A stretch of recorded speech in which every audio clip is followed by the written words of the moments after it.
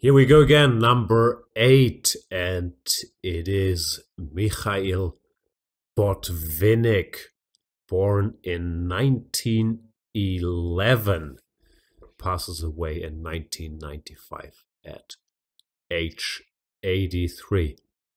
Peter, a 4-time world champion, I believe. Five, Botvinnik? actually, I think. 5, I can't count. He wins 4 matches, but he also wins the 1948 thing. Correct. Exactly. Yeah, that's his claim. I mean, he's a controversial figure in many ways, and he's not that liked in the chess environment because basically he has this period where he mainly is the world champion and stays the world champion, but doesn't do so much else in a way. And someone who really, exploits the system the way it is in a sense, right? Well, for instance, in '38, he's only third in the tournament, but still sort of in there is this sort of unofficial qualification event for the world championship, which is won by I think Keras and Fine, if I Yeah. remember correctly. But still, Botvinnik manages to start negotiating about a match with Alyehin. But then the Second World War happened, and Alyehin dies. They have to find a new world champion, and they make the tournament, which is then won by Botvinnik quite convincingly. And then he has to start defending it. And I think first he defends it against Bronstein in a match that's a draw. So that's 2 wins. Then he defends it against Smyslov in another match that's a draw. Then he loses it to Smyslov, but wins the revenge match. Then he loses it to Tal, but wins the revenge match. And then they finally abolish the revenge matches, and he loses to Petrosyan. But at that point, he's actually over 50 already. So he has a very long reign and a career spanning many years and such. And I think he's sort of, before he becomes the world champion, he's quite active as a tournament player as well and successful. No, if we just look at his record, wins 4 world championship matches, wins the 1948 tournament. There's also the argument that he's actually a world-class, near the top player from like 1933 till 1963, which is 30 years. It is very impressive. Of course, one can discuss how much the politics or him being good at getting these rematches or getting into these things helped him, but the record, and also it has to be said, the games he played are very impressive. He had this thing, he doesn't play many tournaments and he's focusing on his matches or rematches and so on and so forth. But he was proper good. I mean, but you will see later in chess history, people will start using that same excuse. I mean, Kramnik will say it, and so would Vichy and such. And World Champion matches does take up a lot of space in your life if you have it coming. And I mean, he was playing them very often and such. You see, I mean, both Vichy and Kramnik didn't have that great results, except for the matches at the time when it starts overshadowing. One thing we should also remember to mention is that, according to Sonas, he's almost 11 years as number 1 in the world, 10 years and 11 months exactly. But I think we are discounting it to some extent because he's not that active in the period, right? I mean, so, no, I mean, 5 world championship wins and almost 11 years as world number 1. It generally should give you a higher spot on the ranking, right? But we don't think he's dominant enough. Also, he wins, I mean, well, Smyslov and Bronstein, he actually draws and things like that. So there is a tendency to push Botvinnik down. And I think many has pushed him actually much further down than we have. But that we strongly object to. But I think if anything, you should put him higher, not lower, right? I don't know. I think his ranking is fair to me, obviously. Politics aside, but pure record-wise, it's a similar case to Vichy, someone who's around for a very, very long time, wins his fair share of world championship matches, but at least to my mind, never, stands head and shoulders above the other people, so I did not see the dominance, even though you could argue he was number 1 in the world then and then. In the matches, it wasn't shown, and of course, he was cunning about, just preparing for the rematches and so on, which helped him, but you can't I don't know, count that against him. The record Well, is still there. technically, his match record is 3 wins, 2 draws, and 3 losses. So it's equal in that sense. I mean, well, he's benefiting a lot from the system and such. But well, his peak rating is 28.85 according to Zonas, which is incredibly high, right? So, I mean, yeah. Well, Also, I don't before know. he becomes a world champion, like even in the early days when he's fighting with Capablanca, these people, he is a proper top player. Very much He's so. I mean, advanced chess, deeply, not just with his messes. Which what you about can his legacy debate. for, let's say, the Soviet chess school? Where I mean, he has the nickname the Patriarch, right? And well, there is something right about it. I've actually met Botvinnik. I was visiting the sort of central chess club in Moscow, and suddenly Botvinnik was walking there, probably to a lesson or to his office or something like this. He was obviously very old, but still. I mean, well, you think he's sort of a cult figure in that sense? Also, he was coaching Kasparov, for instance, at that point and such.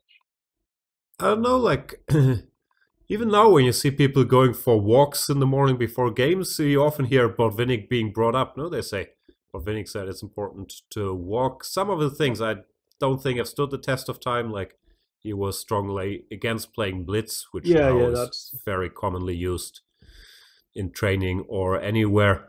Also, this method of not playing more than whatever was 50 games per year, I think is not what modern professionals, even world champions, would do. But I think it more gives away what what worked for Botvinnik than what was Yeah. actually is working in general, right? I mean, no, you Exactly. said that blitz games and various things. Also, his opening legacy and such is not that huge, right? I mean, I don't know. Some things are there. No, not so much the Botvinnik system, but being a he would play Stone classical 1d4 French. player, putting pressure there, some stuff Yeah. comes to mind.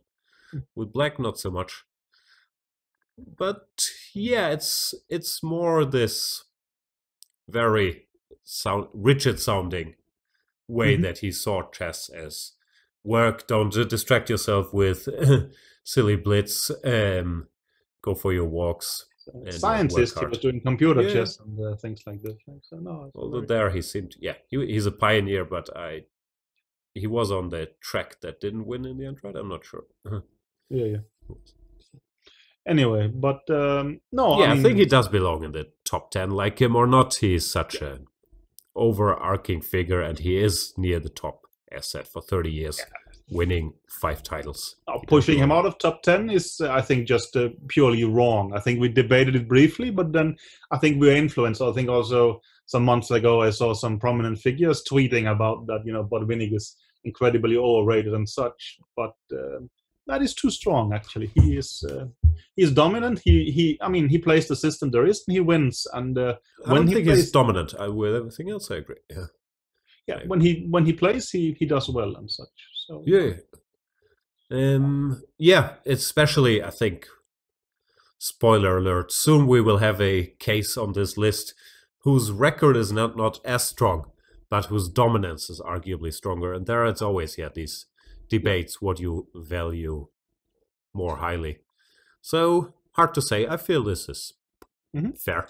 Not that I have any clue. No, he could be a spot or two higher, but it's okay. Anyway, should we look at how he actually became the world champion? Yeah, this is the 1948 tournament, which he does crush, if memory serves, this Avro tournament after Yechin dies. No, and he's playing against Paul Keres, another of the favorites, and does it brutally. This is a bit of his legacy too. No, he liked these double pawns in various. I think in the match with Tal, he plays this regularly and such. And, I mean, Botvinnik has left also quite some books where he discusses things and such. He's not necessarily entertaining, but interesting. Maybe is the better correct. He did think about stuff. And Keres' plan here: Rook E8, followed by E5 to my modern ice. I'm not sure I like this plan. No. Doesn't have to be horrible, but it doesn't feel like it's a priority. And he's E7 is a bit targets. too unambitious. Not. It's already late.